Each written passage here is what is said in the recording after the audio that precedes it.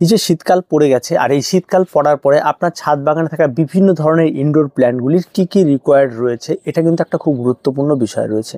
আমরা অনেকেই আমাদের ছাদ বাগানে থাকা বিভিন্ন ধরনের গাছগুলিকে আমরা ডরমেটরি বলে এই সমস্ত গাছগুলি পরিচর্যা বন্ধ করে দিই। কেউ আমাদের বলে খাবার দেওয়া বন্ধ করে দিন, এখন এরা খাবারটা খুব একটা ভালো খেতে পারবে না, এরা এখন ডরমেটরি পিরিয়ড চলবে, এরা বাড়বে না, কিছু করবে না, এদের খুব আদর যত্ন করে রাখুন। আবার অনেকে অনেক রকমভাবে মতামত দেয়, কিন্তু বিষয়টা যদি আপনি খুব ভালো করে খেয়াল করেন, যদি আপনি দীর্ঘদিন ধরে ইনডোর প্ল্যান্ট করে থাকেন, তাহলে একটা জিনিস খেয়াল রাখবেন যে বেশ কিছু ইনডোর রয়েছে, যেটা আমি আগের ভিডিওতে বলেছিলাম, যে সমস্ত ইনডোরগুলি শীতকালেই গ্রো করে। তো যে সমস্ত ইনডোরগুলি শীতকালেই গ্রো করে, তো সেই সমস্ত ইনডোরগুলির জন্য আজকের এই ভিডিওটি। তার জন্য সবার প্রথমে আপনার যেটি প্রয়োজন হবে, নার্সারি থেকে তো চারা ক্রয় করবেনই। যখন নতুন কোনো বাগানে এই সময় সে ইনডোর প্ল্যান্ট বসাবে, তার অনেকগুলি সমস্যা হবে, যে আমি কীভাবে মাটির মিশ্রণ তৈরি করব, কি কি পরিচর্যা করব, তার সূর্যালোক কী দেবো, তার ফার্টিলাইজার কী দেবো, এই সমস্ত বিষয়গুলি কিন্তু সমস্যা তার তৈরি হবে। তাই পুরো ভিডিওটি স্কিপ না করে দেখতে থাকুন, যারা নতুন এবং এই শীতকালে যারা ইনডোর করতে চান তাদের জন্য এই পুরো ভিডিওটি। সবার প্রথমে আসি চারার বিষয়ে। এই সময় মূলত নার্সারিতে গেলে আপনারা বিভিন্ন ধরনের চারা পেয়ে যাবেন, বা যদি আপনি পাহাড়ে ঘুরতে যান তাহলে বিভিন্ন ধরনের ক্যাকটাস, স্যাকুলেন্ট, প্রচুর ধরনের ইনডোর আপনি এই সময় পেয়ে যাবেন।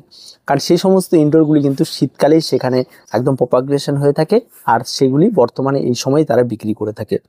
আর তার সঙ্গে সঙ্গে আপনারা সমতলেও পাবেন বিভিন্ন ধরনের নার্সারিতে, আর তার সঙ্গে সঙ্গে শীতকালে এই সময় যে ফুলের চারাটাই বেশি পাবেন, এবং ইনডোরের উপর তারাও খুব একটা বেশি জোর দেয় না।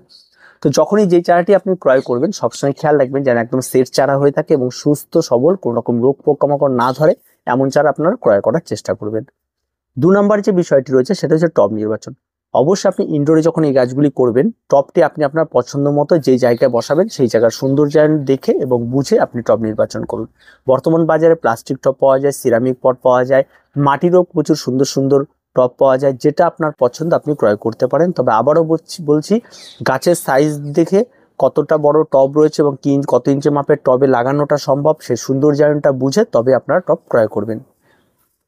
তারপরে যে বিষয়টা হচ্ছে সেটা হচ্ছে সয়েল মিক্স। ইনডোর প্ল্যান্টের জন্য কিন্তু সমস্ত ইনডোর প্ল্যান্টই যে মাটিতে খুব ভালো হয় তাও না, কিছু কিছু ইনডোর প্ল্যান্ট রয়েছে যেগুলি মূলত ঘেঁষে খুব ভালো হয়। তবে তার উপরে গিয়েও মাটিতে অ্যাভারেজ সবাই কাজ করতে পারবে এমন একটা মাটির মিশ্রণ আপনাদেরকে বলি। সবার প্রথমে আপনার 50% মাটি নিন, 25% বালি নিয়ে নিন, একদম যেটা ঘর বানানো লাল বালি হতে পারে, সাদা বালি হতে পারে, সেটা নিয়ে নিন। আর বাকি 20% আপনারা কম্পোস্ট ব্যবহার করুন। এই কম্পোস্টের মধ্যে বেশিরভাগটা ভার্মি কম্পোস্ট দিতে পারেন, পাতা পচা দিতে পারেন, গোবর সার থাকলে গোবর সার দিতে পারেন। এই দিয়ে একটা মাটির মিশ্রণ তৈরি করুন। মিশ্রণ তৈরি করে আপনারা গাছ বসাতে পারেন। আর এই মাটির সঙ্গে অবশ্যই আপনারা যখন তৈরি করবেন সামান্য পরিমাণে একটু অ্যান্টিফাঙ্গাল আর হাড় গুঁড়ো একটু শিংকুচি থাকলে সেটা আপনারা মিশিয়ে দিতে পারেন, তাতে কোনো রকম কোনো সমস্যা নেই।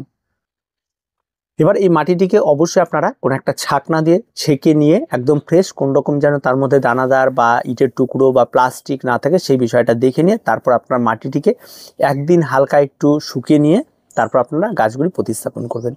যখনই যেই গাছে প্রতিস্থাপন করবেন সেই গাছটি যখন বসাবেন তার রুট বলটি যেন কোনো রকমে ভেঙে না যায় সেই বিষয়টা খেয়াল রেখে তারপর আপনার টবের মধ্যে এটা বসিয়ে দেবেন। টবের মধ্যে গাছ বসিয়ে দেওয়ার পর সবার প্রথম যে বিষয়টি আসে সেটা হচ্ছে জল দেওয়া। প্রথম যে গাছে জল দেবেন সেই জলটি সরাসরি গাছে জল না দিয়ে জলের মধ্যে সামান্য পরিমাণে অ্যান্টিফাঙ্গাল গুলে এনে তারপর গাছে ব্যবহার করবেন। তাহলে কী হবে, প্রথম অবস্থায় যে গাছ মারা যাওয়ার একটা প্রবণতা থাকে, অনেক সময় ফাঙ্গালের আক্রমণ, ব্যাকটেরিয়ার আক্রমণ, এই সমস্ত কিছু ঘটে, তাতে কিন্তু গাছ নষ্ট হয় না, ফলে গাছ কিন্তু ভালো থাকে। তারপরে আসি ওয়াটারিং।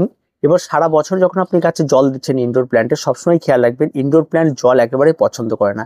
যত কম পরিমাণ জল এই সমস্ত গাছে থাকে সেটাই ভালো। আর শীতকালে করতে গেলে তার ওই জলের প্রয়োজন একেবারেই কম হয়। তাই সবসময় চেষ্টা করবেন প্রতিদিনের জল প্রতিদিন দেওয়া। যদি সকালে আপনার জল দেওয়ার অভ্যাস থাকে সকালে একবার জল দিন, আর পরের দিন সকালে যেন পর্যন্ত যেন গাছটি ভালো থাকে এবং গাছের মাটিও শুকিয়ে যায় সেই আইডিয়া করে আপনি জল দেবেন। এই অভ্যাসটা আপনি বারবার করে করতে থাকলে আপনি বুঝতে পারবেন যে কতটা পরিমাণ জল দিলে গাছের কালকে সকাল পর্যন্ত গোড়াটা শুকিয়ে যাবে এবং গাছটিও ভালো থাকবে। সেটাই পরিমাণটা হচ্ছে সবচেয়ে বেস্ট গাছে জল দেওয়ার পদ্ধতি। এবার আসি সূর্যালোক। এই সমস্ত ইনডোর প্ল্যান্টের জন্য সবচেয়ে বেস্ট সূর্যালোক কিন্তু শীতকালে পাওয়া যায়। বাকি গ্রীষ্মকাল বা অন্যান্য সময়গুলোতে যে কড়া সূর্যালোক সেগুলো কিন্তু এই সমস্ত ইনডোর প্ল্যান্টের মধ্যে খুবই হানিকারক। তো শীতকালে যে একটা শেডি আলো পাওয়া যায়, খুব কম পরিমাণ আলো, খুব প্রচণ্ড গরম প্রচণ্ড তাপ তেমনটা নয়, একটা মিনিমাম একটা রোদ বা সুন্দর একটা আলো পাওয়া যায়। এই আলোটাই কিন্তু প্রয়োজন হচ্ছে আমাদের সারা বছর। তবেই কিন্তু আপনার ইনডোর প্ল্যান্ট খুব ভালো সার্ভাইভ করবে। আর সেই আলোটা সারা বছর দেওয়ার জন্য আমরা কি শেডের ব্যবহার করি, ঠিক আছে। গ্রিন শেড আমরা 50% গ্রিন শেড দিয়ে আপনারা এই সমস্ত গ্রিন হাউসগুলি তৈরি করে আপনারা রাখতে পারেন।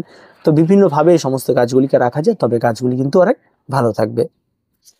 এবার যারা বেলকনিতে রাখবেন, বেলকনির ক্ষেত্রেও তাই। যদি অন্তত দিনে 2 থেকে 3 ঘন্টা সারা বছর রোদ লাগে, তেমন জায়গাতেও কিন্তু এই সমস্ত ইনডোর প্ল্যান্টগুলি আপনারা অনায়াসেই করতে পারেন, তাতে কোনো রকম কোনো সমস্যা হবে না।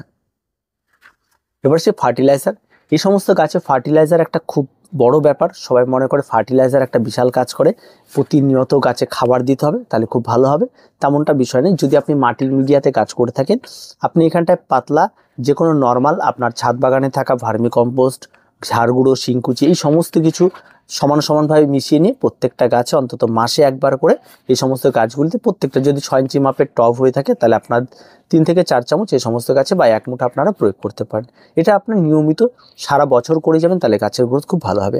আবার যদি আপনি রাসায়নিকের দিকে যেতে চান, যে রাসায়নিক সার প্রয়োগ করবো, তাহলে আপনার রাসায়নিক সার NPK সেম রেশিওর যে কোনো কিছু আপনারা প্রয়োগ করতে পারেন। এটাও ঠিক তাই, প্রত্যেকটা গাছের জন্য আপনারা মাসে অন্তত 1 থেকে 2 বার আপনারা এটা ব্যবহার করতে পারেন। আর সেটার পরিমাণটা প্রত্যেকটা টবের জন্য সর্বোচ্চ 5 গ্রাম, এর বেশি কিন্তু যাবেন না। 5 গ্রাম 6 গ্রাম এর বেশি কিন্তু একেবারেই যাবেন না। এটা নিয়মিত ব্যবহার করবেন প্রতি মাসে মাসে, তাহলে কিন্তু গাছ ভালো থাকবে। এটা অ্যাভারেজ একটা পরিচর্যা বলছে। আর তার থেকেও যদি আরও ভালো কিছু পরিচর্যা নিতে হয় ইনডোরে, তাহলে অবশ্যই আপনাকে NPK 20-20-20 লিকুইড সয়েলেবল ব্যবহার করতে হবে।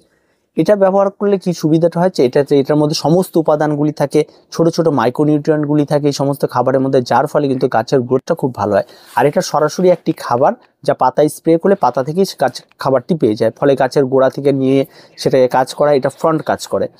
আর তার ফলে কি হয়, এটা যদি আপনি 1 লিটার জলে 2 গ্রাম করে গুলে প্রতি সপ্তাহে না করুন, 15 দিন অন্তর অন্তর স্প্রে করতে থাকেন, তাহলে গাছের গ্রোথ কিন্তু আরও ভালো হয়, গাছের রোগ পোকামাকড়টা কম হয়, গাছের স্ট্রেংথটা ভালো হয়। সেটা মাটির গাছেও করতে পারেন, আবার অন্যান্য গাছেও করতে পারেন। আবার অনেক সময় আমরা ঘেস মিডিয়াতেও বিভিন্ন ধরনের ভালো ভালো গাছগুলিকে করে থাকি।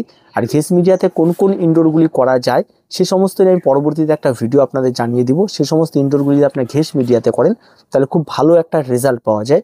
আর তাদের পরিচর্যা করলে মাটির থেকে অন্তত অনেক বেস্ট সেখানে সার্ভাইভ করে গাছগুলি। তো এই গেল ফার্টিলাইজার। এবার আসি রোগ পোকামাকড়। গাছ মাত্রই রোগ পোকামাকড় থাকবেই, আপনি যতই কাজ করুন, আপনি দীর্ঘদিনে পারদর্শী হয়ে থাকুন, রোগ পোকামাকড় কিন্তু থাকবেই। আর এই রোগ পোকামাকড় দূর করার একটাই পদ্ধতি, সেটা হচ্ছে আপনার কাছে রোগ লাগুক বা না লাগুক, সেটা আপনাকে নিয়মিত অ্যান্টিফাঙ্গাল এবং পেস্টিসাইড স্প্রে করে যেতে হবে। আপনি যদি গাছে পেস্ট বা ফাঙ্গাল আক্রমণ হওয়ার পর যদি গাছে স্প্রে করেন, তাতে খুব একটা ভালো কাজ হয় না, এবং পরবর্তীতে সেটা অনেক দিন বারবার করে স্প্রে করে তাকে দূর করতে হয়। তার চেয়ে সবচেয়ে বেস্ট যেটা হয়, সেটা হচ্ছে প্রতিনিয়ত আপনি একটা নির্দিষ্ট মাফিক, যে প্রতি মাসে বা 15 দিন করলে সবচেয়ে ভালো, 15 দিন অন্তর একবার অ্যান্টিফাঙ্গাল, একবার পেস্টিসাইড। এটা যদি আপনি কন্টিনিউ করতে পারেন, তাহলে কিন্তু আপনার ছাদ বাগানে কোনো গাছে কোনো রকম রোগ পোকামাকড় থাকবে না, সেটা ইনডোর হোক আউটডোর হোক, যে কোনো গাছের ক্ষেত্রে। তো এই শীতকালে এই ইনডোর যারা করতে চান নতুন, এই সমস্ত বিষয়গুলিকে মাথায় রেখে করুন, আর এইভাবে করুন যেভাবে আমরা মাটি মিশ্রণ বললাম, যেভাবে করুন, দেখবেন আপনার ইনডোর গাছ খুব সুন্দরভাবে সার্ভাইভ করবে। গাছের গ্লিজি ব্যাপারটা থাকবে, প্রত্যেকটা পাতা সুন্দর হবে, আর ইনডোরের তো পাতায় সৌন্দর্য। এই বিষয়গুলিকে খেয়াল রেখে করুন। আর পরবর্তীতে আমি শীতকালে কোন কোন হ্যাঙ্গিং আপনারা করতে পারবেন সেই নিয়েও একটা ভিডিও আমি খুব তাড়াতাড়ি দিয়ে দেবো। তাহলে আপনারা হ্যাঙ্গিংয়ের যদি কেউ পছন্দ করেন, হ্যাঙ্গিংয়ে কোন কোন শীতকালীন যে সমস্ত ইনডোর প্ল্যান্টগুলি যেগুলি হ্যাঙ্গিংয়ে করা যায়, সেগুলি খুব সহজভাবে করা যাবে। তার কিছু বলার নেই, আজকে এই পর্যন্তই। দেখা হয় পরবর্তী ভিডিওতে। প্রত্যেকে ভালো থাকবেন, প্রত্যেকে সুস্থ থাকবেন, আর আমাদের চ্যানেলটিকে অবশ্যই সাবস্ক্রাইব করে রাখবেন।